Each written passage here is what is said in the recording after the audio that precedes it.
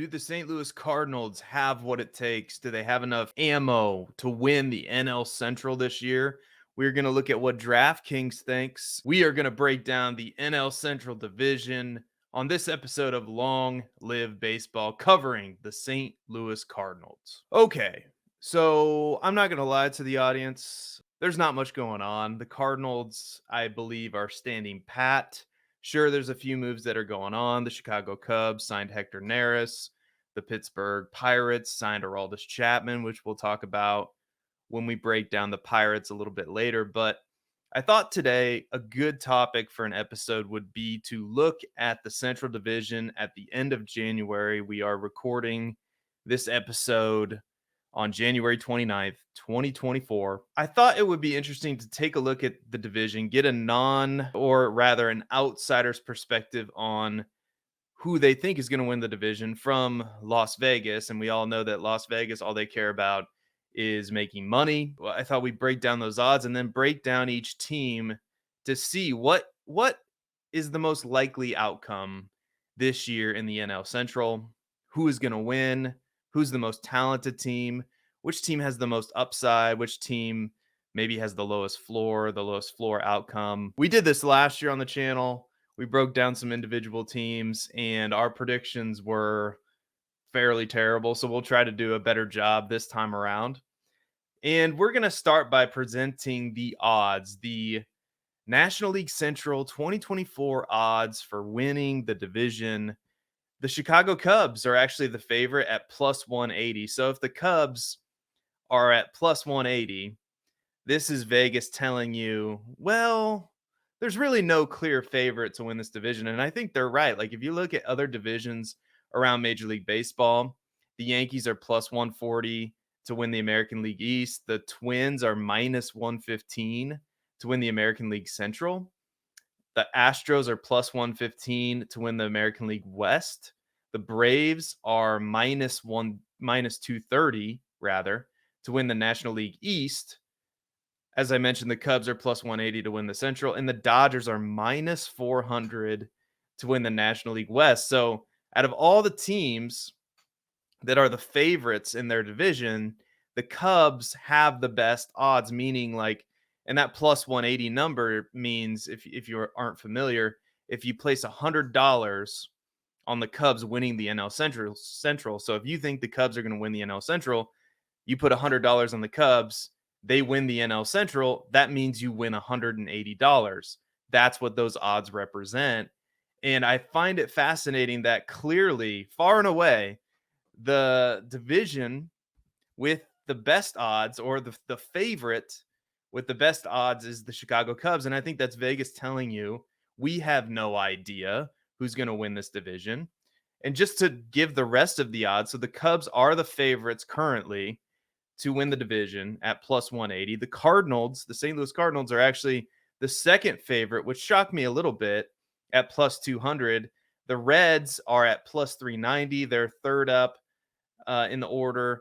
Milwaukee is plus 500. Pittsburgh Pirates are plus 2,000. So let's get into it. We've broken down the Cardinals a lot, so we'll kind of go over this relatively quickly. If you're a Cardinals fan, you kind of have an idea of who's on the team, right? So we're going to look at FanGraphs to break down these rosters. And the Cardinals offensively, I think I'd put up against just about anybody in the division. I mean, they have Brendan Donovan coming back, Paul Goldschmidt, Nolan Arenado, Lars Nootbaar, Wilson Contreras, Nolan Gorman, Jordan Walker, Tommy Edman, Mason Wynn. I think that's about as solid of a lineup as there is in the division. I really believe that only the Cubs can match that lineup. I think it's a top 10, top 5 lineup in Major League Baseball. I think offensively is where the Cardinals are leaning with how their team's constructed. They tried it last year with some less stable options at pitcher, the Jack Flaherty's, the Adam Wainwrights in his last year with the team,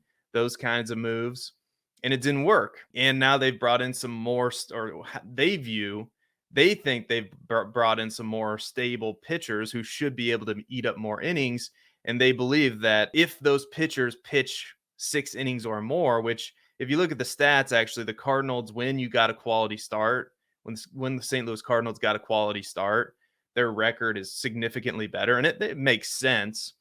But when the Cardinals pitchers went deep into games, what killed them last year was their starters were not going deep into games. And Jack Flaherty, as big of a fan as I was of him, he was not going into late into games consistently. We all know what was going on with Adam Wainwright. Really, the only pitcher that you could really count on. I mean, Miles Michaelis ate up some innings, no doubt about it. Jordan Montgomery, same story. And then, of course, we all know Steven Matz was hurt, and Matthew Liberatore did not go consistently deep into games. So that's been a focus. So shifting to the pitching, Sonny Gray, Kyle Gibson, Lance Lynn, the three pitching acquisitions the Cardinals made, that is clearly a focus. They're veteran guys that can come in, and that what do? All of them have the capability of going deep in the games, 5, 6, 7 innings, with ideally the target being 6 innings. And now, to be fair to the Cardinals, not too many pitchers pitch deep into games anymore. Like the pitchers that pitch 7, 8 innings or even go all the way the distance, those pitchers are few and far between. So the Cardinals do have 3 or 4 guys in Gray, Michaelis, Gibson, and Lynn that have all shown that they can pitch deep into ball games and that they can pitch effectively. They're all veterans. Steven Matz, the one wild card in that rotation. I do think that this rotation overall is average to below average, and we'll discuss how it measures up to some other rotations within the division. We'll get into the bullpen now. Ryan Helsley is another question mark. I mean, they're looking for stability. They brought in Andrew Kittredge to the bullpen. Jojo Romero did some nice things. Giovanni Gallegos regressed last year. So really, the way that this bullpen is constructed for the Cardinals, it's going to be a matter of what can you get out of Andre Palante? What can you get out of Zach Thompson, who I really like? John King, the veteran they brought over in a trade from Texas last year. What can you get from him? Ryan Fernandez, who they took in the Rule 5 draft. This is kind of what your bullpen looks like now. And you're very dependent on Ryan Helsley at the back end, which is why many Cardinals fans, including myself, believe that they should have brought somebody in, and they still could. There's a lot of free agents out there, but I think this bullpen could use some help. Now, they did bring in Kittredge, who's likely going to be a setup guy, 7th, 8th inning guy. You're really depending on Helsley and Gallegos, and you're counting on Jojo Romero to do some more of what he did last year, which is, it's risky. I think this bullpen is fragile, and I think it's an average bullpen the way that it sits now. Now, could it be really good? It could be good if some of these, like Kittredge, I think could be really good.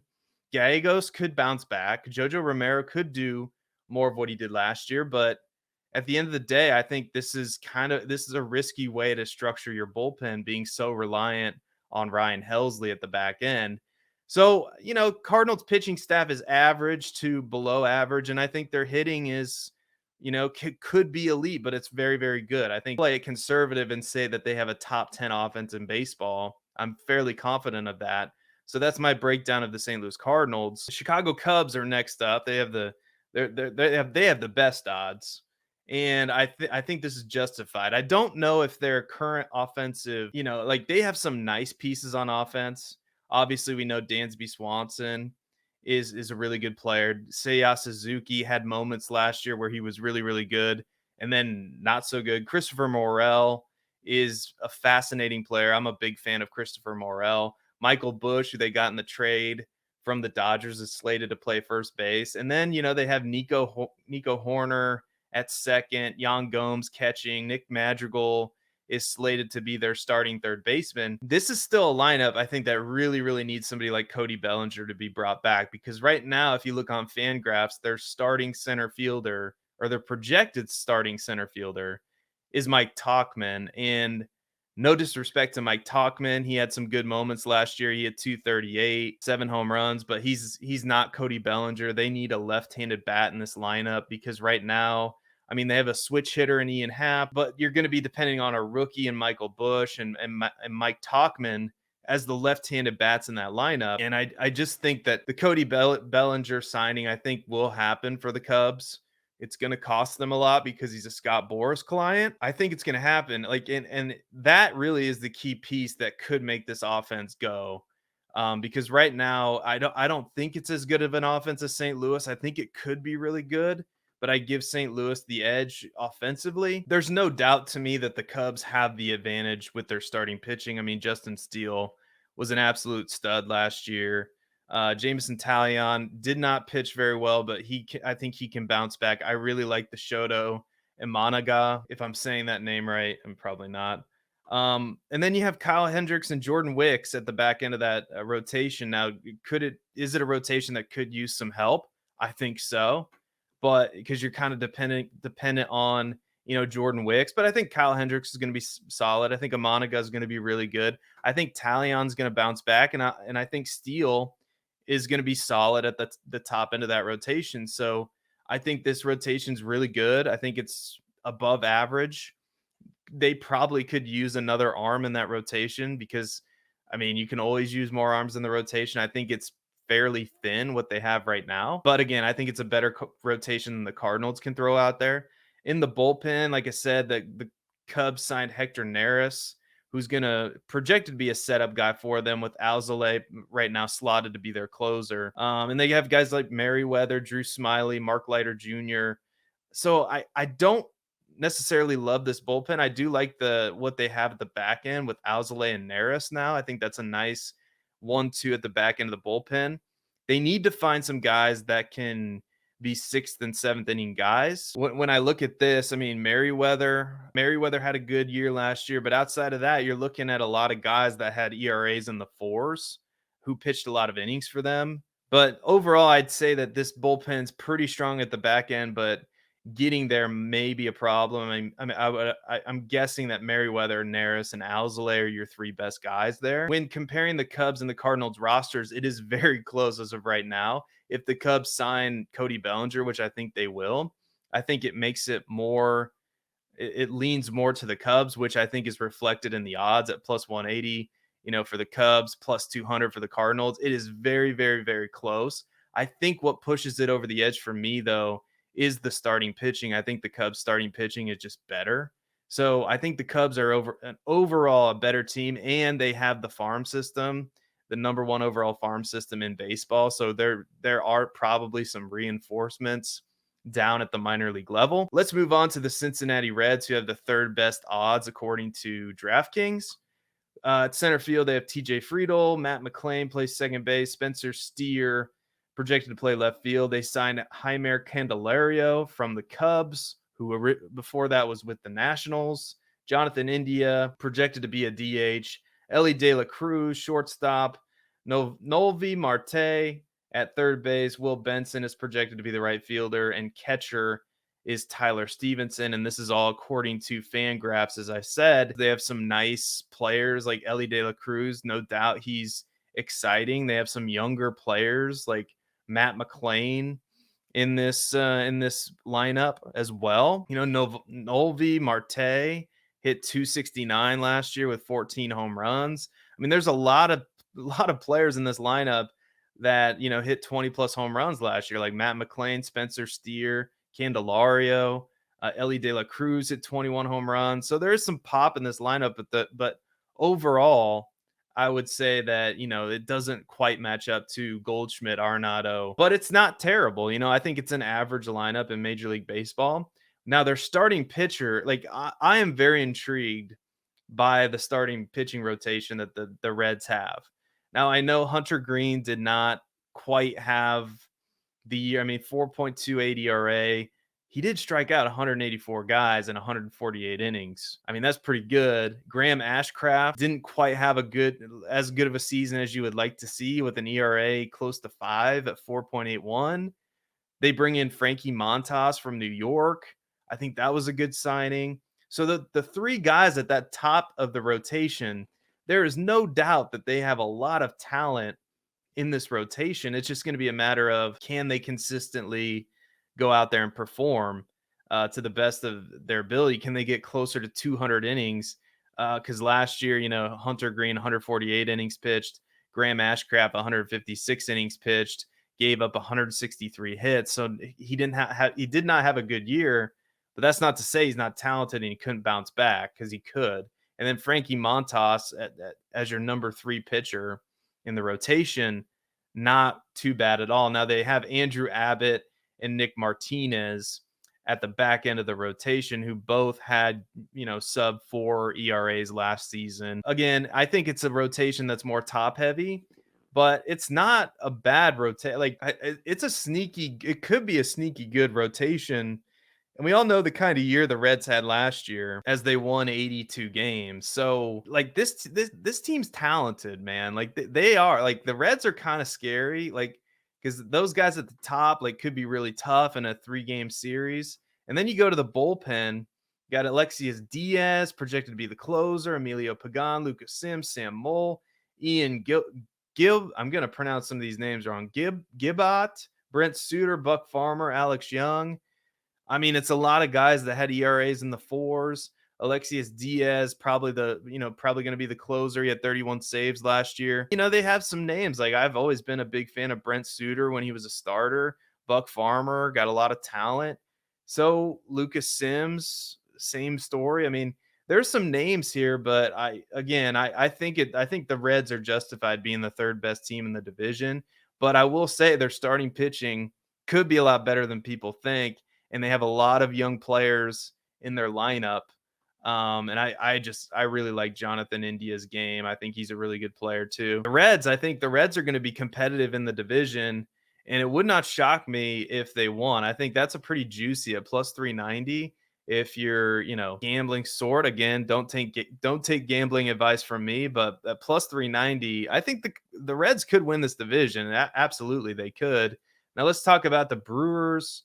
Their lineup: Christian Yelich, William Contreras, Sam Frelick is projected to play right field. Rhys Hoskins, nice signing there, is projected to play first base. They really, really struggled getting offense from their first base position last year, so that is a great fit for them.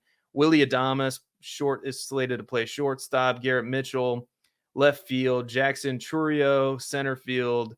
Bryce Terang, second base. And Andrew Monasterio is projected to play third base for them. When you look at this lineup, I mean, obviously Yelich kind of had a year where he dipped off in production, 256 average, 20 home runs. But, Rhys Hoskins, about 30 home runs, 29 home runs. Willie Adames, 28 home runs. So there's a little pop in this lineup, but I think offensively, they're not as good as the Cardinals. They're not as good as the Cubs. They're right there with the Reds. They might even be a little bit worse than the Reds offensively, just because they have some bats in this lineup, but it's not as consistent. It's not as consistent up and down as the Reds lineup is. So I think they have the fourth best lineup maybe in the division. Thing we have to remember, even though the offense might not be as good as some of the other teams, the Brewers have they have Corbin Burns at the top of the rotation. Freddie Peralta had a really good season last year. Then, it rounds out with Wade Miley, who was all right, 4.39 ERA, nothing crazy.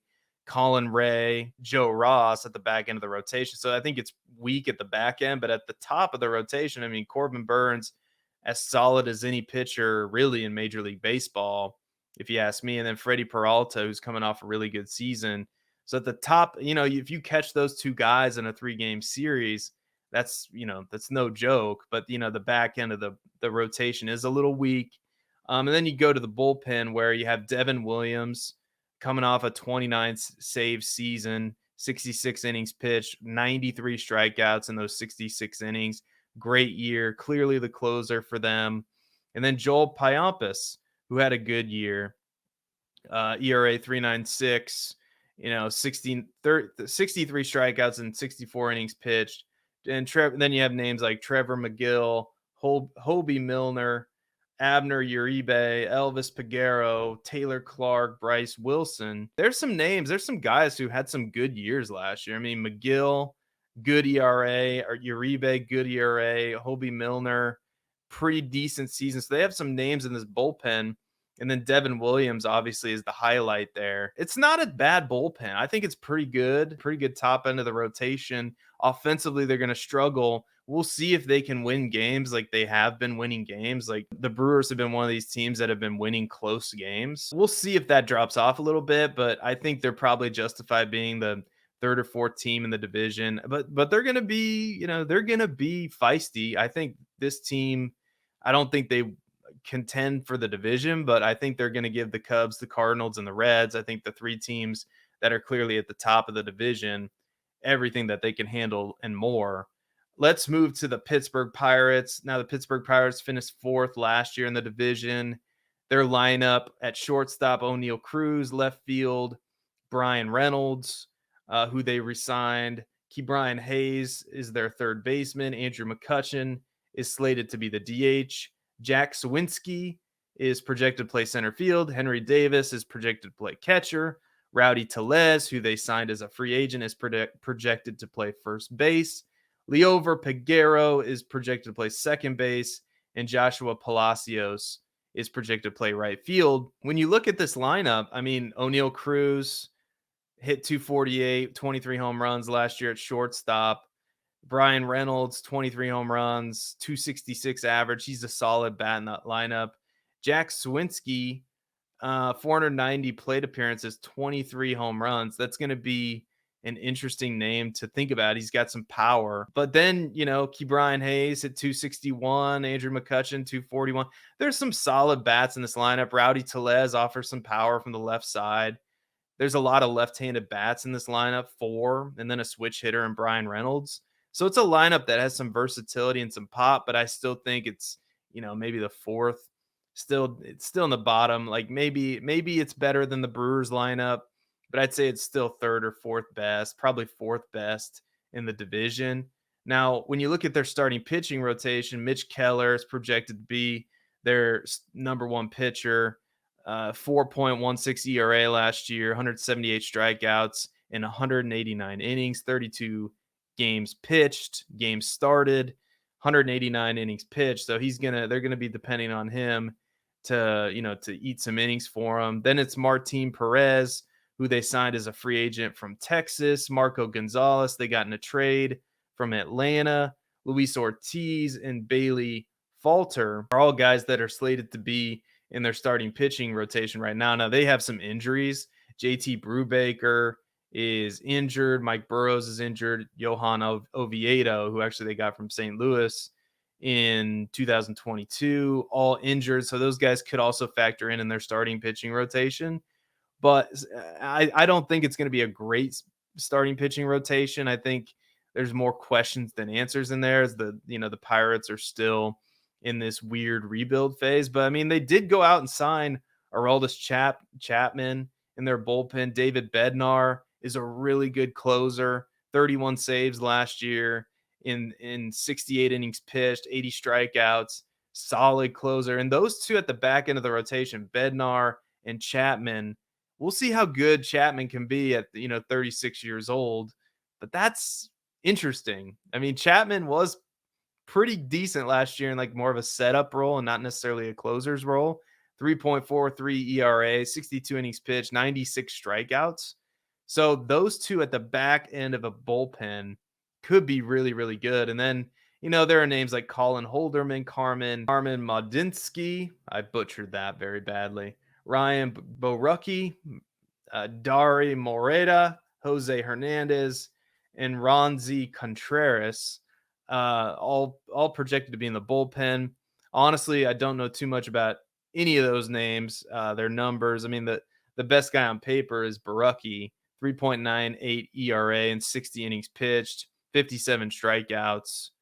So all of them, they mix and match with left-handed and right-handed pitchers in that bullpen. They have 3 left-handed pitchers projected to be in the bullpen, so that's nice. But overall, I think the Pirates are, the worst team in the division for good reason. I think they have some nice pieces. They've done some things to try to be competitive, like sign Aroldis Chapman. But like I said, I don't think they quite measure up. I think they might have a better lineup than Milwaukee. Still, it's not a very good team on paper. But hey, I've been wrong before. So like last year, I thought the Cardinals would win 89 games and win the division. And honestly, my honest assessment of the NL Central is that it's kind of a mid-division. Like the Cardinals are not going out of their way to win. The Cubs are not really going out of their way to win. Sure, have they made moves? Have they plugged holes? Have they done what they needed to do to field a competitive team? Sure, I guess you could argue that the Cubs and the Cardinals have done that. And to an extent, the Brewers have done that. To an extent, the Pirates have done some things to be competitive, and the Reds. But has any one of these teams really made a move that or done things that you go, oh my God, this team is really, really trying to win the division? Obviously, it's not fair to compare them to the Dodgers, but I still think the Cubs could be that team. I think the Cubs are going to sign Cody Bellinger. I think the Cubs could make some more moves. I think the Cubs are not afraid to spend the money that the Cardinals seem unwilling to spend. So I do think the Cubs are going to win this division. I think the Cardinals finish second or third with the Reds. I think the Brewers are going to finish fourth. And I think the Pittsburgh Pirates are going to finish fifth in the division. But I want to hear what you think. Who do you think is going to win the NL Central? Is there a sleeper out there? I kind of think the Reds could be a sleeper, but I believe that the Cubs are best poised to win the division right now because I think their starting pitching rotation is the best in the division. But I want to hear from you. Who do you think is going to win the NL Central? And we are just about 2 to 3 weeks away from pitchers and catchers reporting. And on March 28th, I believe that's the correct date, it is opening day. That is, gosh, 2 months away from now. It is coming. Thank you so much for watching. Don't forget to like and subscribe. Until next time, be good, everybody, and go Cardinals.